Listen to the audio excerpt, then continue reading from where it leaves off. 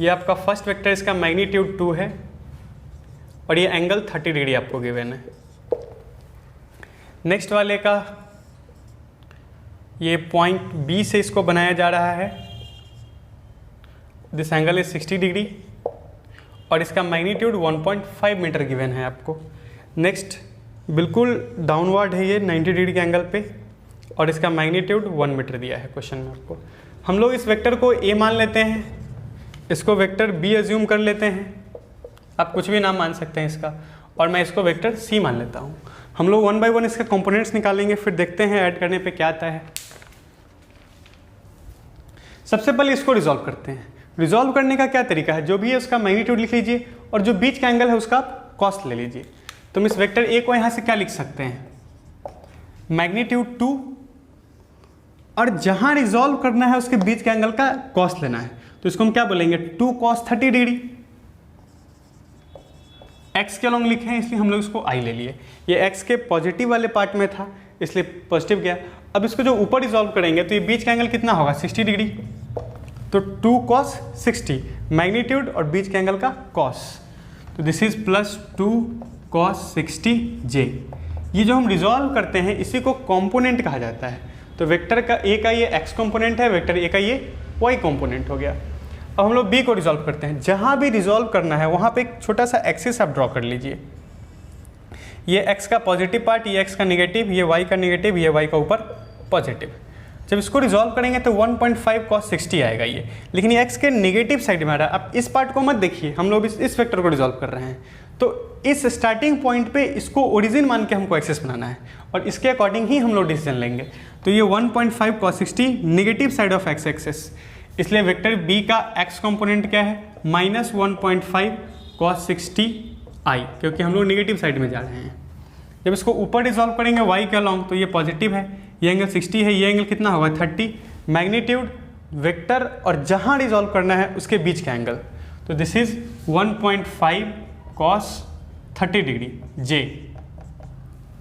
अब हम लोग थर्ड वेक्टर c पे आते हैं। यहाँ पे ये हमारा एक्सिस बनेगा, ये बिल्कुल y एक्सिस के अलॉन्ग है एकदम। जब इसको x के अलॉन्ग रिजॉल्व करेंगे इधर तो ये होगा 1 cos 90।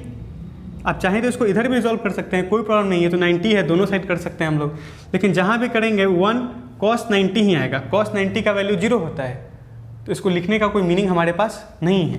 हम सीधे लिख लेते हैं vector c is equals to 0i। X y आप इधर x में पॉजिटिव x नेगेटिव x कहीं भी रिजॉल्व करें बीच का एंगल 90 आ रहा है और 1 cos 90 का वैल्यू 0 होता है। जब y में करेंगे तो ये बिल्कुल सीधे नीचे आ रहा है, यही आपका y एक्सिस है और यही आपका वेक्टर भी है, तो बीच का एंगल कितना हो गया 0 डिग्री।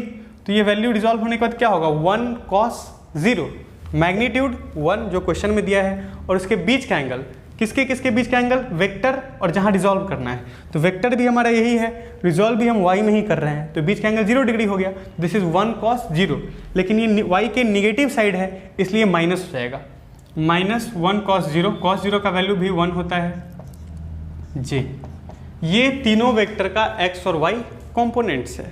अब ऐड करने का रूल क्या है, आप x वाले को x वाले से ऐड कीजिए, y वाले को y वाले से ऐड कीजिए और z वाले को z वाले से। z वाला कंपोनेंट यहाँ खैर है ही नहीं, हम तीनों को ऐड करते हैं तो ये तो खैर i 0 ही है, कोई असर नहीं पड़ता। cos 30 का वैल्यू होता है √3/2। पहले हम लोग i वाला कर लेते हैं फिर j का वैल्यू करेंगे। cos 60 होता है आपका 1/2, 2 यहाँ कैंसिल हो गया, तो यहाँ √3i बच रहा है हमारे पास, √3 और यहाँ 1.5 बचा। इसका जब डेसिमल हम हटाएंगे तो ये 0 हो जाएगा, 5 से 3 टाइम्स, 5 से 2 टाइम्स, 3/2 1.5 ही आता है, करने की ज़रूरत नहीं है। 1.5 ही मैं इसको लिख लेता हूँ 1.5, ये i के अलॉन्ग था तो इसको i ले लिया। ये दोनों i कंपोनेंट था, सॉल्व किया, ये आया 0 इसलिए लिया क्योंकि इफेक्ट नहीं पड़ता इससे। और हम लोग j वाले को करते हैं। cos 60 का वैल्यू होता है 1/2, cos 30 होता है √3/2। यहाँ भी ये cos 0 का वैल्यू 1, तो इसको 1 ले लिया, तीनों j के अलॉन्ग है। 2 से 2 कट रहा है तो यहाँ बचा हमारे पास 1, मैं j का पार्ट यहाँ लिख रहा हूँ। उसके बाद ये 1.5 इंटू √3/2, तो यहाँ डेसिमल हटाएंगे तो ये 10 आएगा, 5 से 3 टाइम्स, 5 से 2 टाइम्स, तो ये हो गया 3 √3/2 इंटू 2 4, तो 1 + 3√3/4 और यहाँ ये -1, तो -1 किए, ये पूरा पार्ट आपका क्या है, j आ रहा है, ये 1 कैंसिल हो गया। तो हमारे पास x कंपोनेंट क्या बचा है, √3 - 1.5 और y कंपोनेंट क्या बचा है, 3√3/4। यही रिजल्टेंट है इसका। टोटल तीनों वेक्टर्स को ऐड करने के बाद हमको ये i j के फॉर्म में आ गया। अगर आपसे x कंपोनेंट पूछा जा रहा है तो ये x वाला पार्ट है, आप √3 का वैल्यू पुट कर लीजिए 1.732 - 1.5 जो भी आ जाए। अब j कंपोनेंट आपका क्या है, 3√3/4। अगर हमसे रिजल्टेंट का मैग्नीट्यूड पूछे तो हम लोग x वाले का स्क्वायर प्लस y वाले का स्क्वायर कर लेंगे। अगर डायरेक्शन पूछ रहा है, एंगल आपसे पूछ रहा है, तो हम रूल यूज़ करेंगे tan θ = y/x value. y component आपका क्या है, 3√3/4, x कंपोनेंट माइनस करेंगे तो 1.732 - 1.5 लगभग 0.2 आएगा, जो भी ये बात डिवाइड होकर आपका आ जाए। तो बेसिकली रूल्स को समझिए, क्वेश्चंस को अप्रोच कैसे करना है उस तरीका को आपको समझना पड़ेगा। और केवल 2 वेक्टर्स दिया है तो आप पैरेललोग्राम लॉ लगाएंगे, बशर्ते कोई इनिशियल होना चाहिए मैग्नीट्यूड निकालने के लिए, रिजल्टेंट निकालने के लिए। आप चाहें तो वेक्टर्स को डिसॉल्व करके उसका x कंपोनेंट y कंपोनेंट्स निकाल करके भी ऐड कर सकते हैं। दोनों तरीका है जो आपको ज़्यादा सुटेबल लगे और अकॉर्डिंग टू सिचुएशन। हम लोग आते हैं नेक्स्ट क्वेश्चन पे।